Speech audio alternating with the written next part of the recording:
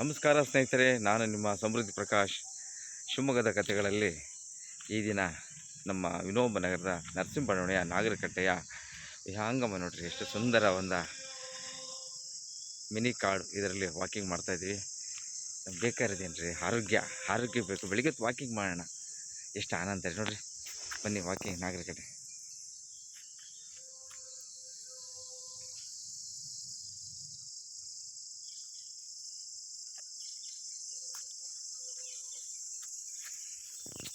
ಏನು ಪರಿಸರ ನೋಡ್ರಿ.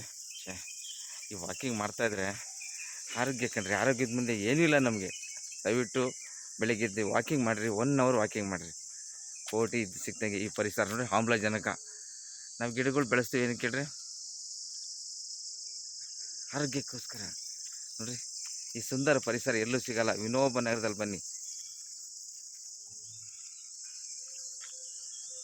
ನೋಡ್ರಿ. ನಾಗರಕಟ್ಟೆ, ಇದೇ ನಾಗರಕಟ್ಟೆ.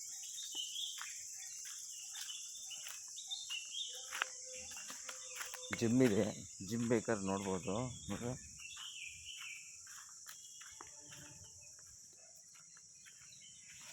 ಸುಮಾರು 108 ತರಹ ಗಿಡಗಳಿದಾವೆ ಇಲ್ಲಿ. ಈ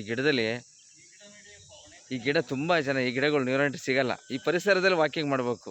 ನಮ್ಗೆ ಅದೇ ಇದು ಆರೋಗ್ಯ. ನೀವು ಎಷ್ಟೇ ಇದು ಮಾಡಿದರೂ ಸಹ ಇಲ್ಲಿ ಬಂದು ಒಂದು ಸ್ವಲ್ಪ ಗಾಳಿ ಕುಡೀರಿ. ಅದರ ವಿಶೇಷವಾಗಿ ಇಲ್ಲಿರೋ ವಾತಾವರಣ ಸಿಗ್ತಿಲ್ಲ ವಿನೋಬ ನಗರದಲ್ಲಿ, ಈ ಪರಿಸರ ಕಾಡಲ್ಲಿ ನೋಡ್ರಿ.